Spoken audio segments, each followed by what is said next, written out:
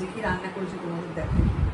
দিন আমার শরীরটা একটু ভালো ছিল না, একটুখানি ডিস্টার্বের মধ্যে ছিলাম। যাই হোক, এই দেখো প্রথমেই দেখাচ্ছি একদম পরিষ্কার ভাত, সাদা ভাত। খাবার তো দুজন, আর আমাদের দিদি আছেন তিনজন। আর করেছি এখানে পটল ভাজা, আর এখানে হয়েছে এটা আমার ছেলের জন্য একটু আলু ফুলকপি ভাজা,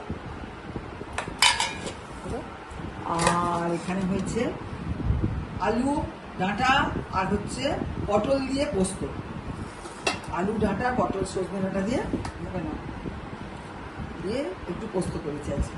এটা খেতে খুব ভালো লাগে গরমকালে, এটা একটা।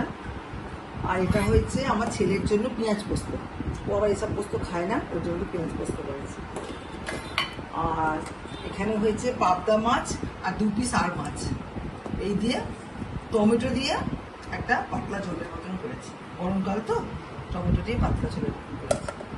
আর এখানে হয়েছে এই যে লাল লাল মাটন কষা, মাটনের ঝোল,